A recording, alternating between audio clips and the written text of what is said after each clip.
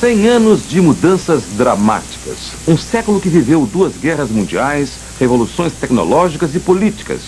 Nossos filhos e netos vão herdar os benefícios de muitos sucessos, mas também as consequências de numerosos erros. Uma retrospectiva deste século e os desafios da humanidade na virada do milênio são o tema do último documentário da série Este Século. Legado está começando.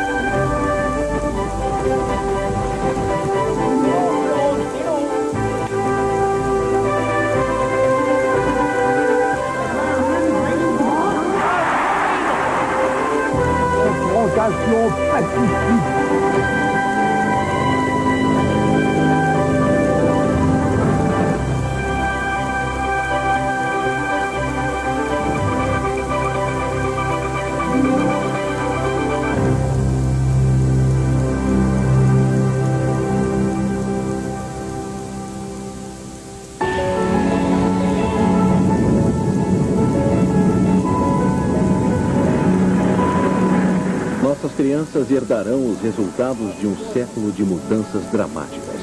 Um legado de 100 anos de revolução tecnológica e política.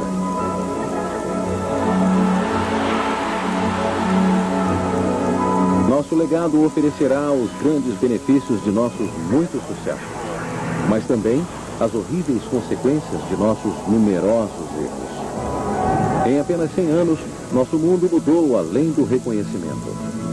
Contudo, permaneceu igual de várias formas. A enorme mudança e a inflexível constância têm sido temas paradoxais em nosso século.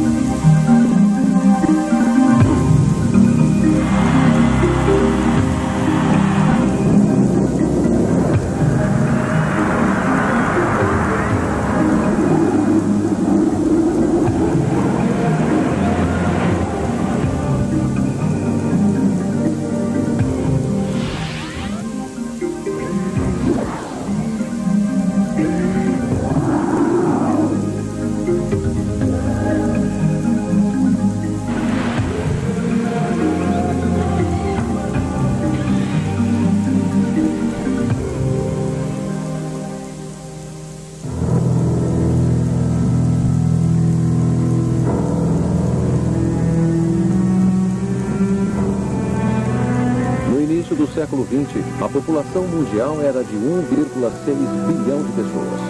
No final do século, a população é de 6 bilhões.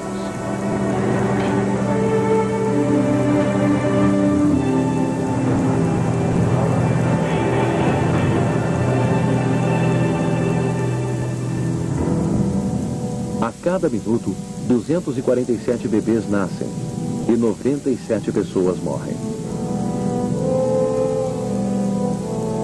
15 milhões de pessoas morrem de fome a cada ano, uma a cada 2 segundos.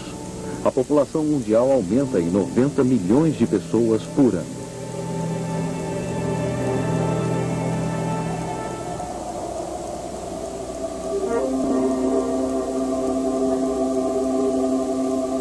Com tantas bocas a serem alimentadas, a produção de alimentos tornou-se uma necessidade científica.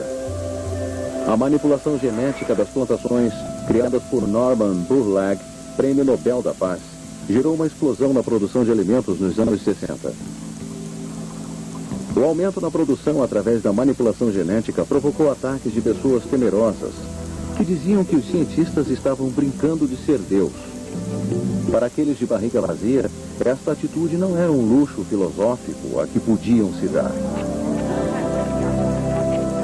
A política chinesa de famílias com um filho único teve de ser relaxada na última década. Os pais investiam num filho homem saudável e producente. A política desencadeou um aumento do infanticídio feminino e do aborto.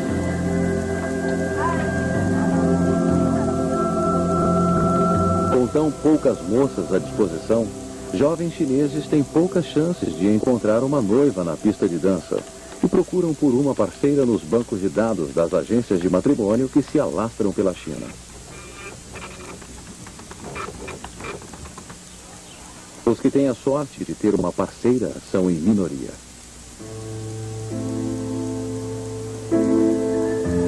O aumento da população mundial e a queda da mortalidade infantil no início do século podem ser atribuídos aos avanços da medicina contra doenças como varíola, pólio e tifo.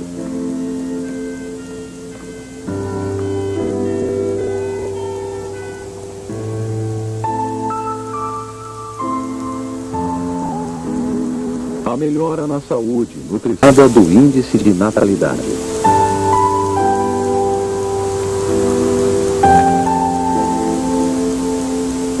Agora, controle populacional significa ajudar os indivíduos e a sociedade a planejar as famílias e o futuro.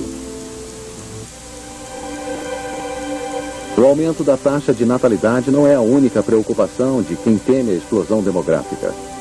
Os cuidados com os idosos podem ter um impacto maior em nossas vidas. É mais fácil e barato cuidar dos jovens do que dos velhos. O fardo econômico causado por uma expectativa de vida maior será o legado que carregaremos para o século XXI.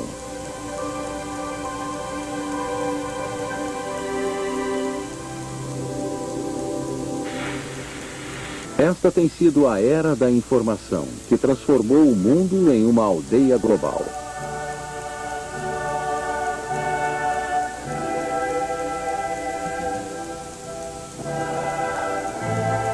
O imediatismo eletrônico transmite imagens de violência e desespero, de paz e esperança. De Nelson Mandela à Praça da Paz Celestial, essas poderosas imagens mexem com a consciência coletiva.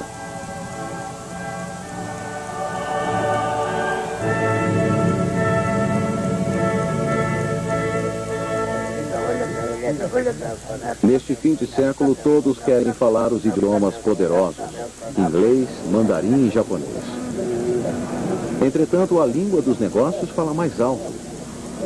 Ao nos aproximarmos de uma economia global, o dinheiro fala num idioma que todos entendem. Tendo decifrado os mistérios dos genes, do átomo e do universo neste século XX, a ciência agora enfrenta o maior enigma de todos: o quebra-cabeça da consciência humana.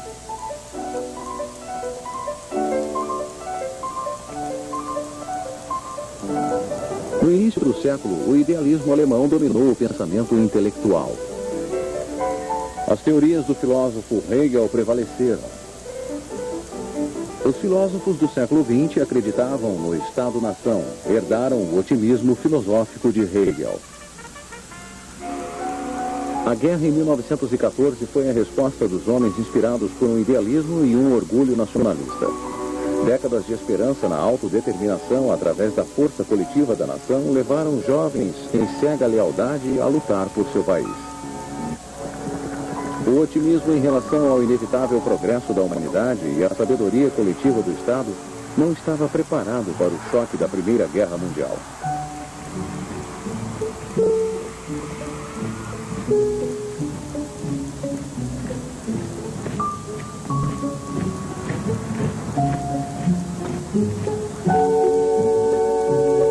As teorias de Hegel foram destroçadas.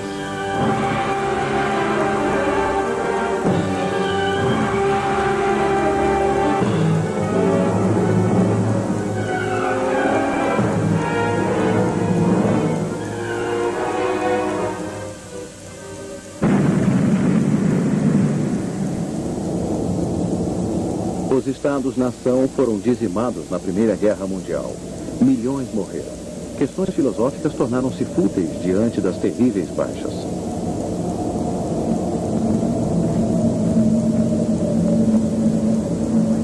O efeito desestabilizador do conflito mundial realçou o fracasso do idealismo e a impotência da Igreja.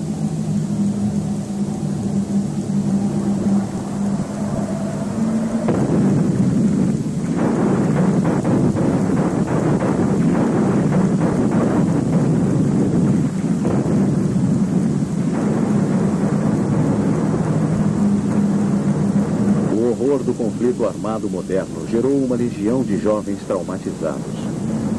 A nova ciência da psicologia entrou em transformação. Apesar de experimentais, as terapias eram bem-sucedidas.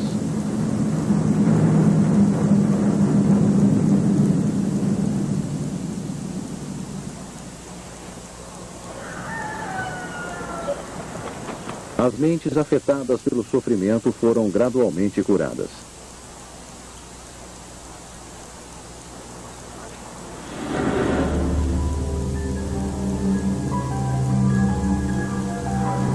Sigmund Freud foi o psiquiatra mais influente e difamado de todos.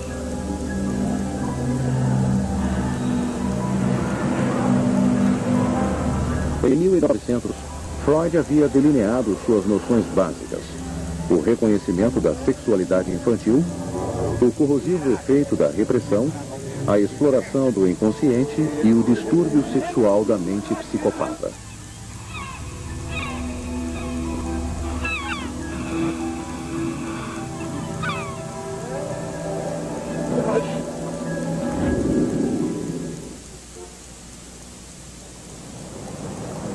As teorias de Freud provocaram uma onda que abalou o século, nos forçando a examinar o que existia em nossa mente. Sua contribuição foi mais moral do que científica. Gerou um debate sobre áreas do comportamento que muitos achavam obscuras demais para serem mencionadas. A força motriz por trás das teorias era a sexualidade.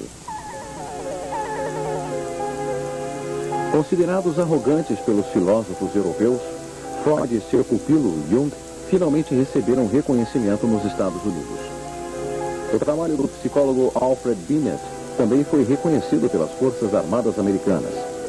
Seus testes para medir inteligência tornaram-se procedimento padrão para a primeira companhia comissionada de psicólogos. Métodos de seleção foram bem-sucedidos na escolha dos oficiais novatos da Força Aérea Americana. Mais de 200 jovens americanos voaram na França. Alguns juntaram-se ao Esquadrilha Lafayette, um grupo de voluntários que queria ajudar a França.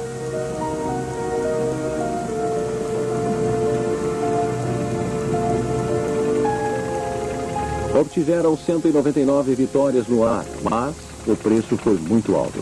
63 americanos foram mortos no combate aéreo.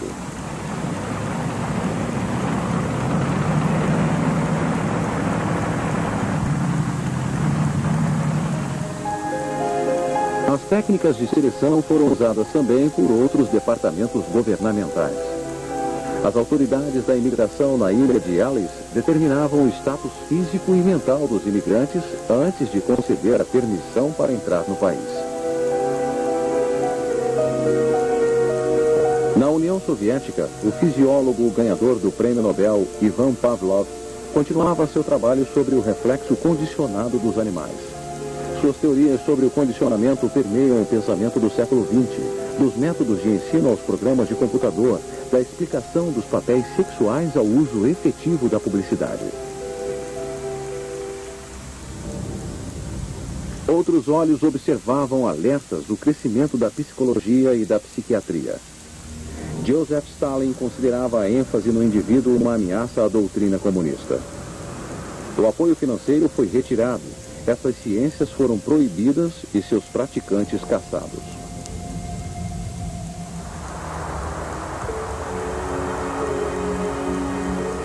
A ascensão de Hitler teve uma profunda influência no desenvolvimento da psicologia.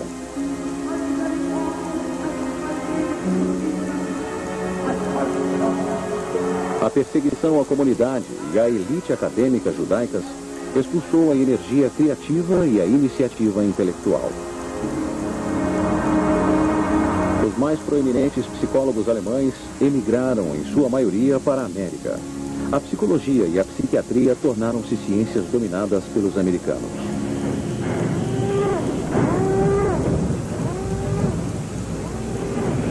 Enquanto a Alemanha preparava-se para a guerra, os psicólogos americanos uniam forças.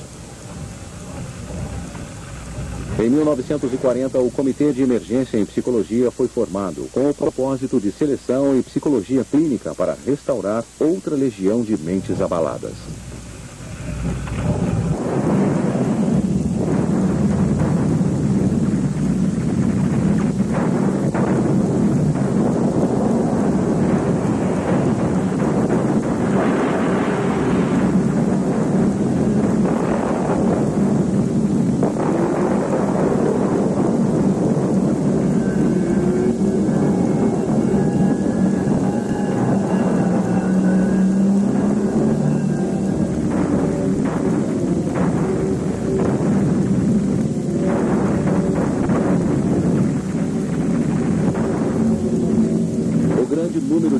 Nervosas ocorridas nas Forças Armadas era difícil de ser explicado pelas teorias sexuais de Freud. Além disso, o tratamento a longo prazo de milhares de pacientes estressados pela guerra estava fora de questão.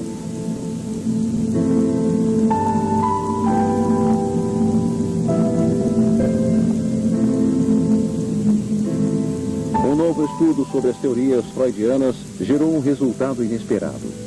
Com ou sem ajuda psiquiátrica, os pacientes melhoravam no mesmo ritmo.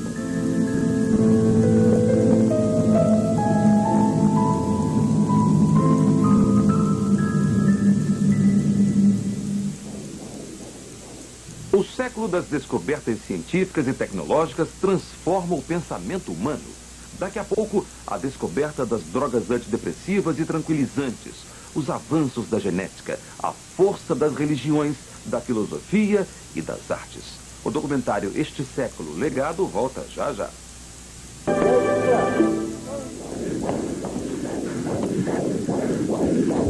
Outra teoria freudiana foi derrubada por causa de um acidente.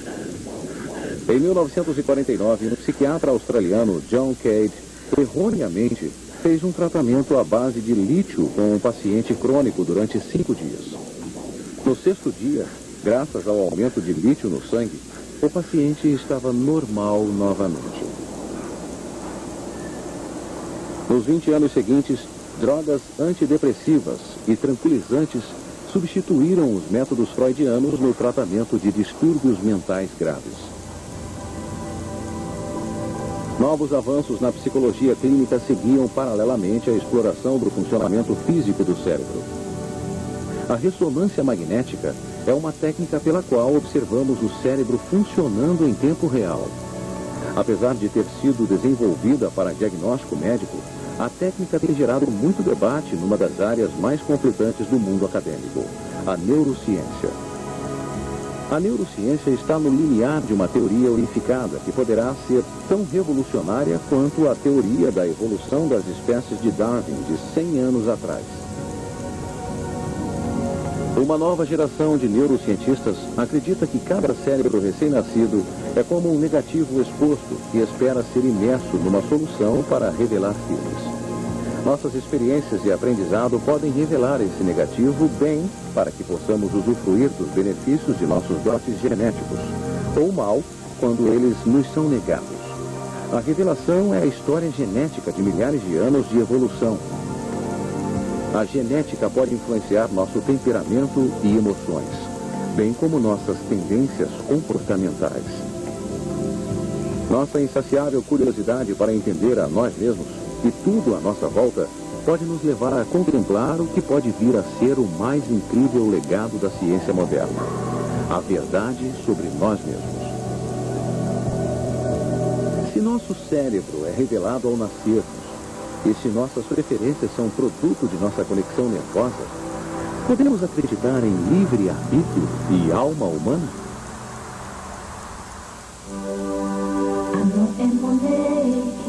No início do século, Nietzsche, o filósofo, declarou: Deus está morto. Será que Deus morreu no século XX? Ou ainda estamos sendo guiados pelos mesmos impulsos dos nossos ancestrais, que buscavam uma verdade religiosa? Como é que a dimensão espiritual da humanidade tem respondido ao século do Holocausto e das armas nucleares? A religião ainda tem a capacidade de ser a fonte de fé no meio de tanta perseguição e catástrofe?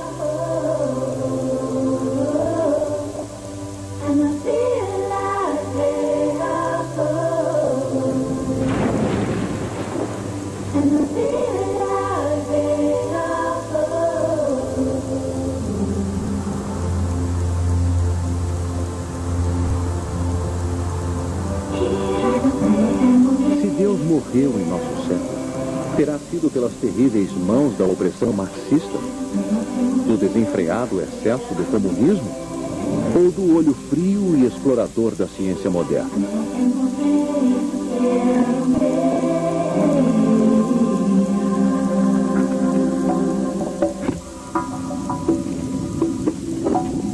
A ciência tem fornecido tantas explicações acerca de nossa existência que parece ser implausível crer num ser superior.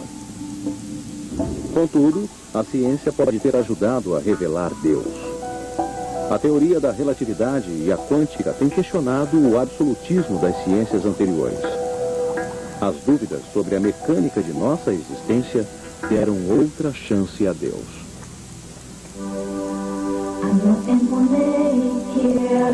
Freud visualizava a religião como a realização de um desejo nascido da necessidade de tornar nossa miséria tolerável.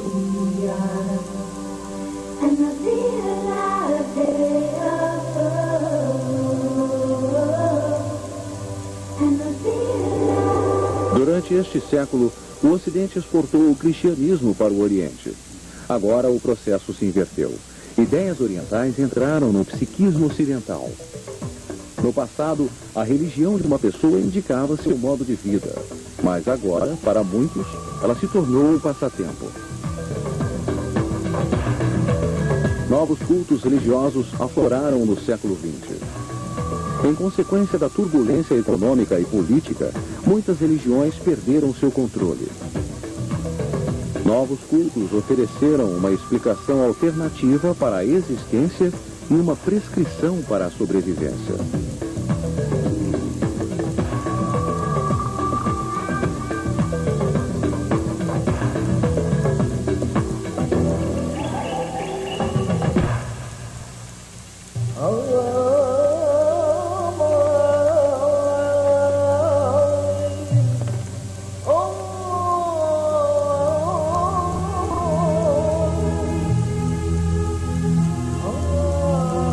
Vezes ao dia, os muezins chamam os fiéis para rezar.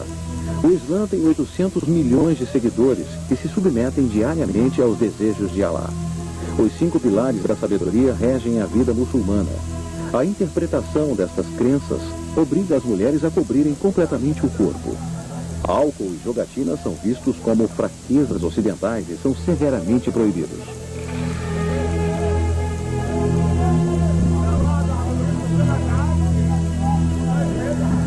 Um retorno aos fundamentos das religiões tradicionais é outra reação contra a confusão da vida no século XX. Os fundamentalistas acreditam que os males que afligem o povo são resultado da modernidade e pedem uma ruptura com o mundo moderno.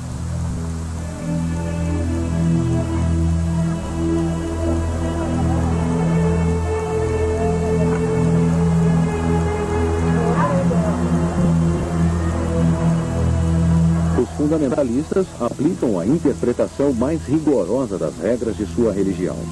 Casando os problemas do presente com a panaceia do passado, eles oferecem salvação aos seus seguidores.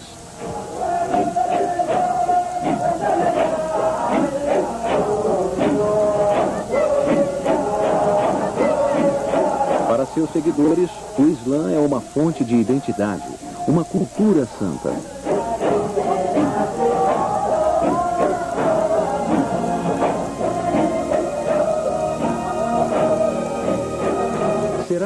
legado espiritual deste século viverá com a certeza da ciência ou com a convicção da religião? Se a religião for a escolhida, será através das novas crenças ou das antigas?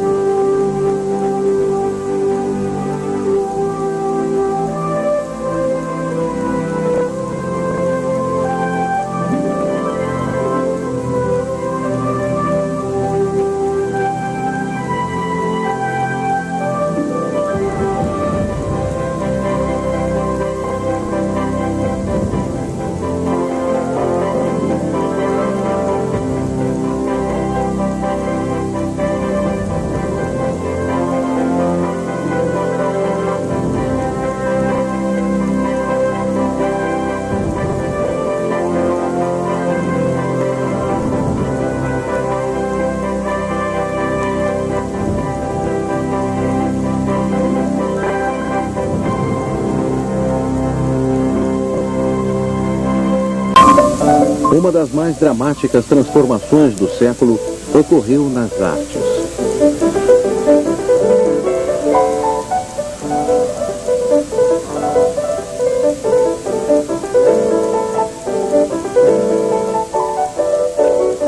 Somos a única espécie a fazer arte. Até a invenção de métodos mais eficientes de reprodução de imagens, o artista tinha uma grande responsabilidade como comunicador da realidade e da experiência.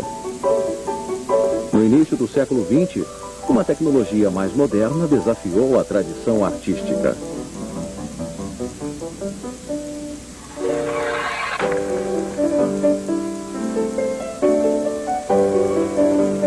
A fotografia e imagens em movimento libertaram o artista do peso da pintura representativa. Livre dessa responsabilidade, o artista passou a ser capaz de reinterpretar o mundo que o cercava. A necessidade de registrar a sociedade negou à arte sua função primária, a expressão.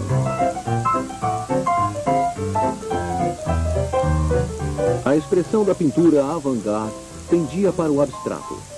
Walter Kandinsky pintou seu primeiro quadro abstrato em 1910. A ruptura com a tradição do século XIX estava completa.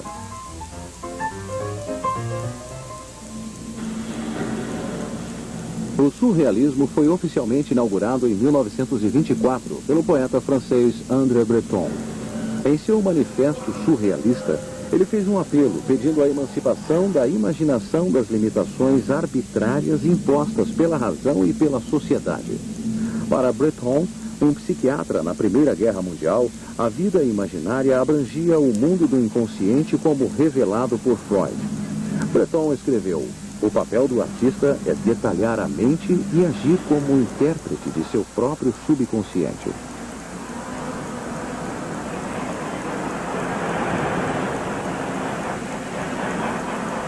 Salvador Dalí, discípulo do surrealismo e devoto de Freud, proclamou-se o salvador da pintura.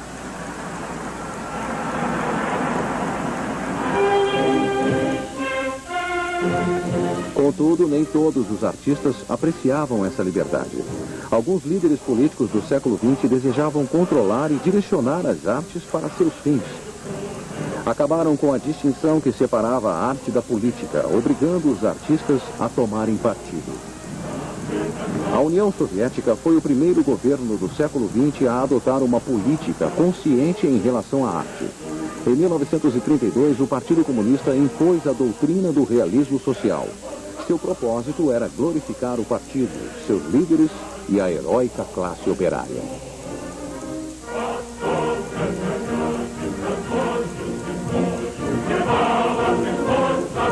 Na prática, isso significava um retorno à arte representativa do fim do século XIX.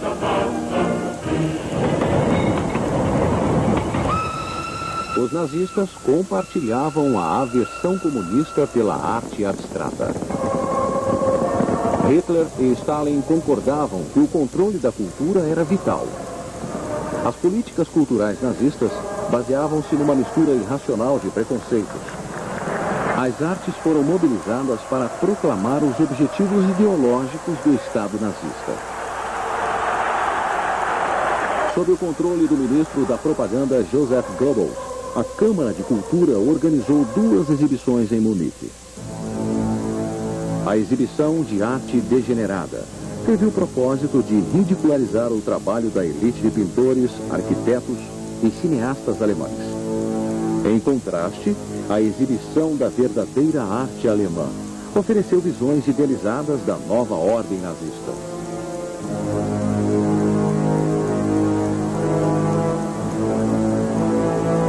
Em Paris, em 1937, o governo da Frente Popular de Léon Blum apresentou a exibição internacional como uma feira do povo, abrindo a cultura para as massas. Porém, também expôs os conflitos e contradições de uma década sombria que culminaria na Segunda Guerra Mundial. Do outro lado da avenida que leva à Torre Eiffel, os enormes pavilhões alemães e soviéticos se confrontavam, simbolizando a batalha ideológica entre o fascismo e o comunismo. O pavilhão espanhol exibiu a polêmica pintura de Picasso, Guernica.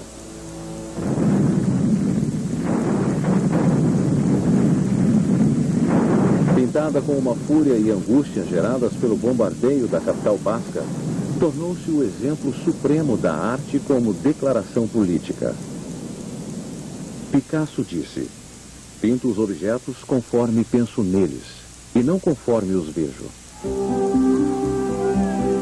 A influência da arte política foi substituída pelos meios de comunicação de massa, mas a arte pode ainda ser um indicador da temperatura política. Talvez o legado mais importante da arte moderna seja a expressão de uma liberdade duramente conquistada.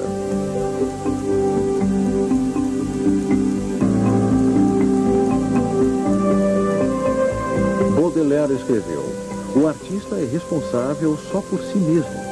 Ele doa aos séculos seguintes somente seus trabalhos. Ele morre sem consequências. Ele é seu próprio rei, seu próprio sacerdote, seu próprio Deus." Daqui a pouco, a livre expressão da música moderna, a importância da investigação arqueológica e o turismo predatório. E mais, a obsessão pela individualidade e o poder dos meios de comunicação. O documentário Legado volta depois do intervalo.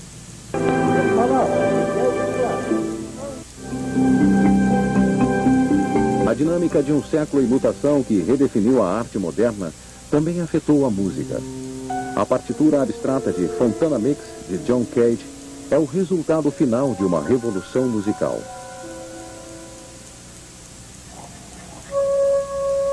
O prelúdio de Debussy em L'Après-midi d'Enfant foi o precursor de uma nova era musical.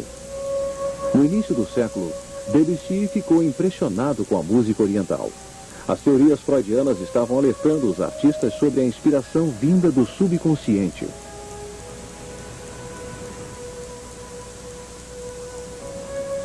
Tal qual os impressionistas, Debussy via além da realidade, para dentro da esfera da imaginação.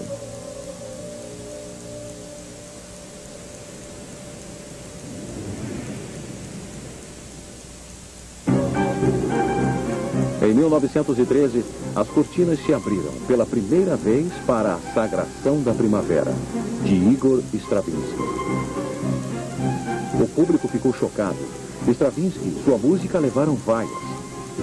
Seu trabalho mostrou como uma força selvagem que o ritmo seria a nova motivação da música.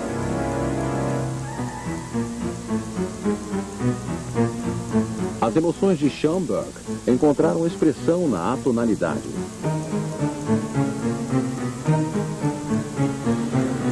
Novamente, a repressão nazista e comunista resultou no permanente exílio de muitos artistas.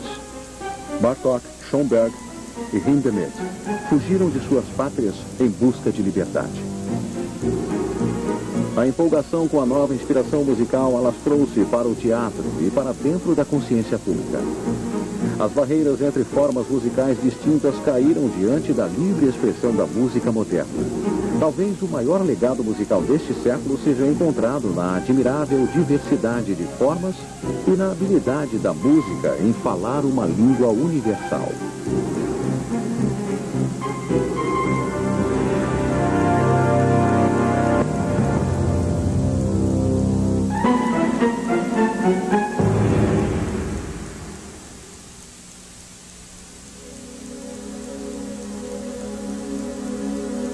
Somos todos moldados pelo passado.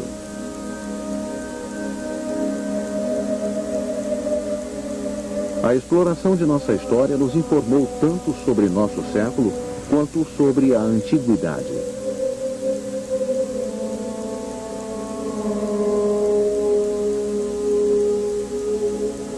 Se for verdade que o presente é definido pelo passado, então o papel da arqueologia é crucial para o entendimento do nosso desenvolvimento como espécie.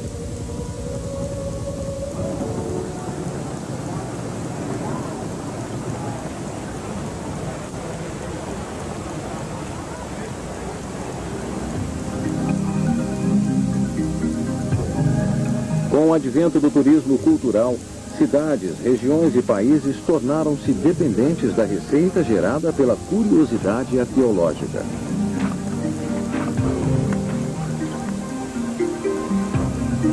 Exércitos de turistas invasores causam tremendo estrago aos pontos turísticos, ameaçando nossa herança. Em busca de contato com o passado, os turistas estão destruindo as coisas que vão visitar.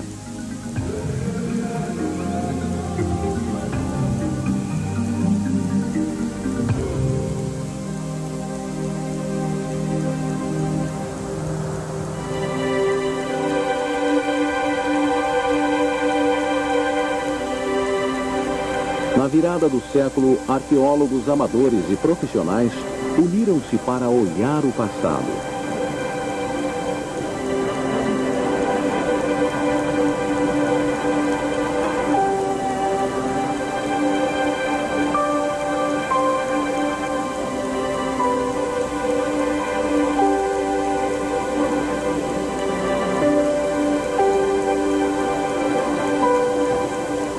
Suas buscas geraram respostas para muitas perguntas sobre nosso desenvolvimento. Como os humanos se voltaram para a agricultura há 10 mil anos, como as cidades se desenvolveram há 8 mil anos.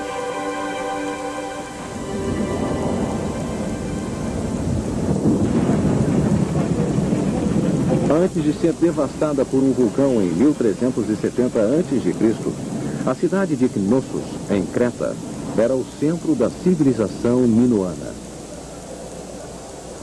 Sua descoberta por Arthur Evans em 1900 foi a primeira dentre muitas em um século em que a arqueologia aspirou se tornar uma ciência.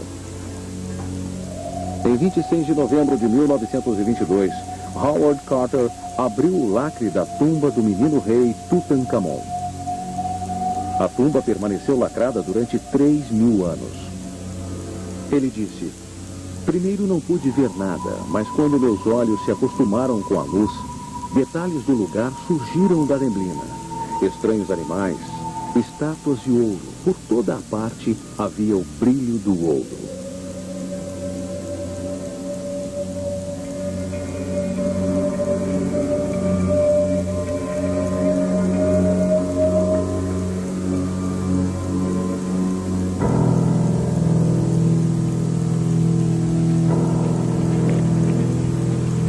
O passado tem um poder simbólico considerável.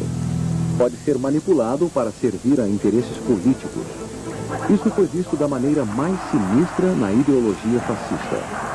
Adolf Hitler escreveu em Minha Luta: a grande massa da população será uma presa mais fácil de uma grande mentira do que de uma pequena mentira. O regime nazista promoveu o conceito da arqueologia de colonização para justificar sua superioridade racial. A presença de artefatos germânicos em qualquer lugar, mesmo distante da Alemanha, era vista como a legitimidade de um direito territorial. Poloneses e tchecos tinham boas razões para visualizar essa ideologia com preocupação.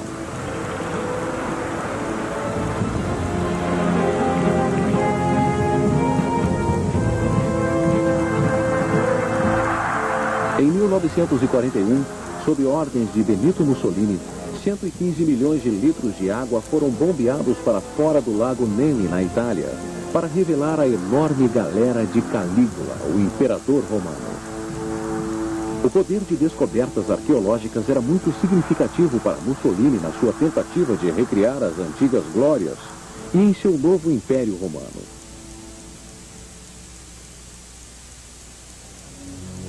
Outros líderes tentaram recriar simbolismos históricos para reivindicar sua descendência de antigos reis.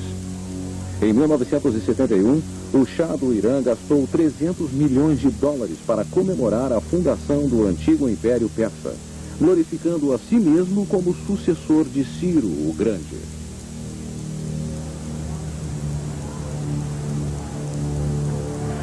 Saddam Hussein, o líder do Iraque, assumiu o manto do rei guerreiro Nabucodonosor.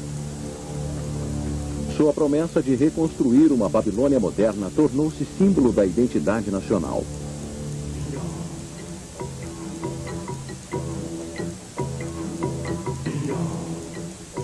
Paradoxalmente, povos indígenas desapossados do mundo afora usam informação arqueológica para reivindicar seus direitos territoriais. Na Austrália, os aborígenes estão reivindicando o direito de controlar a sua cultura e interpretar o seu passado e a devolução das terras perdidas para os colonizadores europeus.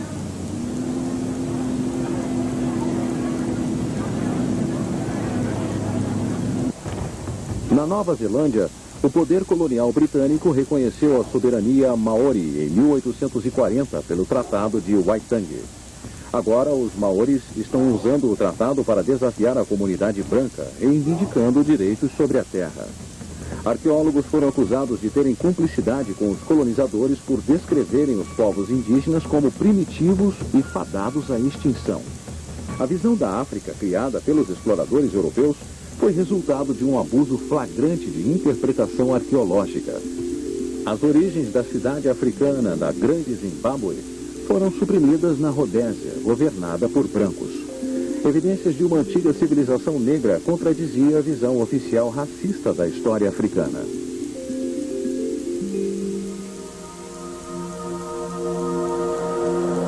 Por muitos séculos, os devotos do cristianismo acreditaram que o Santo Sudário de Turim continha as impressões do corpo do Cristo crucificado. Em 1988, análise com radiocarbono provou que a relíquia era uma farsa medieval. Inventada em 1949 por Willard Libby, a análise por radiocarbono era um subproduto da pesquisa da bomba atômica americana. O aparelho livrou os arqueólogos do peso de datar suas descobertas através de adivinhações. Todos os seres vivos contêm carbono 14 em seu corpo. Após a morte, o carbono é liberado num ritmo mensurável. Para calcular a idade de um material, é preciso apenas medir a quantidade de carbono 14 ainda existente. Com essa descoberta, novas ideias poderiam ser seguidas e velhos mitos detonados. Hoje, muitas descobertas excitantes provêm não apenas das escavações, mas de novas técnicas de pesquisa que transformam nossa habilidade de investigar e entender nosso passado. O legado da arqueologia do século XX pode ser o de ter ajudado a nos revelar a nós mesmos através do estudo do passado.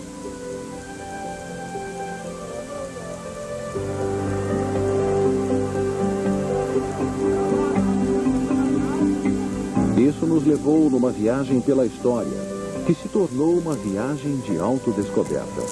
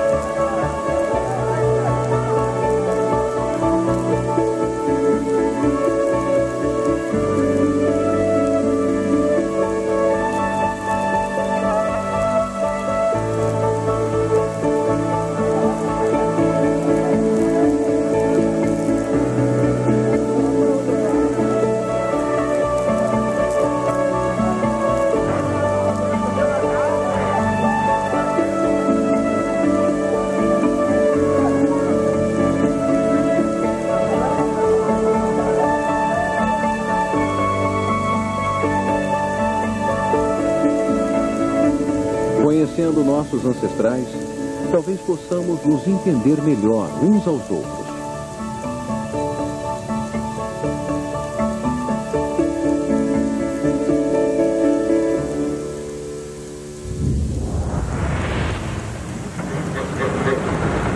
Ao fim de 100 anos da mudança mais tumultuada da história humana, o século XX deixou um legado tanto admirável quanto perturbador.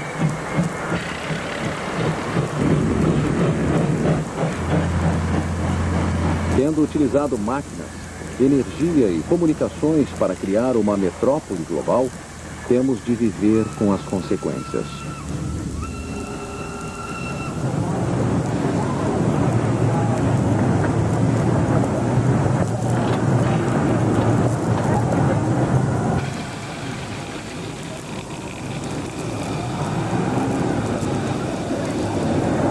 Muitos de nós nos libertamos do trabalho pesado e nos divertimos e gritamos com nossa voz popular.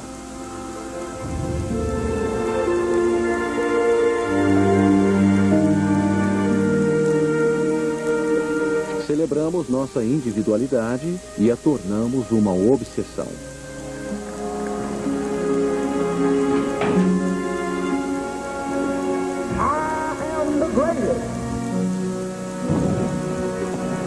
Novos heróis enriqueceram nossas vidas. O esporte, o lazer e a diversão criaram uma indústria do prazer.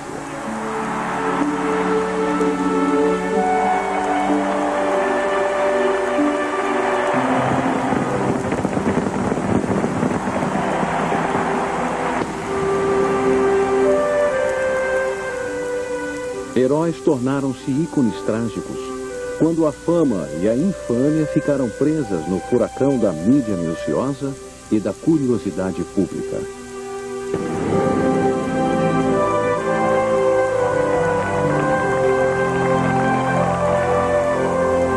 Nossa curiosidade virou voyeurismo quando o perverso olho da mídia revelou a falsidade, a maldade e a fraqueza, expondo-as como um escândalo.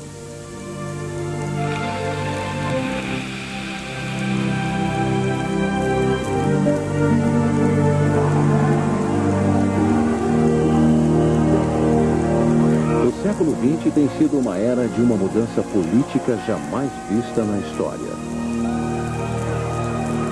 A política da violência, o heroísmo daqueles que lutam pela liberdade e os parceiros macabros da morte e da glória que inevitavelmente se seguem aos conflitos.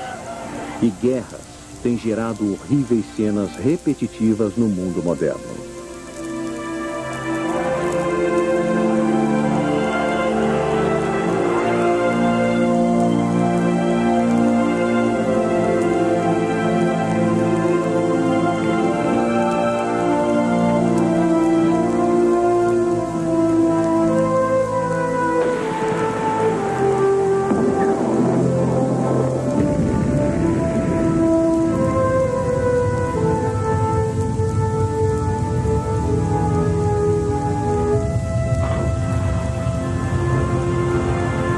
Frequentemente, somos lembrados de nossa insignificância e fragilidade, sempre que a natureza e nossos próprios erros criam um caminho de destruição através do século. Contudo, o otimismo humano permanece intacto. Nossa busca pela utopia, tantas vezes negada, continua sendo uma das nossas maiores preocupações.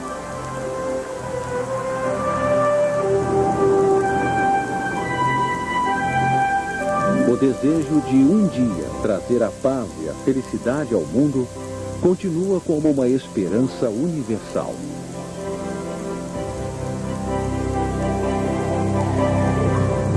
Talvez, mais do que tudo, nosso século tenha sido definido por nossa admirável vontade de pisar no desconhecido. Para o bem ou para o mal, fizemos deste século o nosso século. Nossos filhos decidirão se o nosso legado irá chocá-los ou inspirá-los.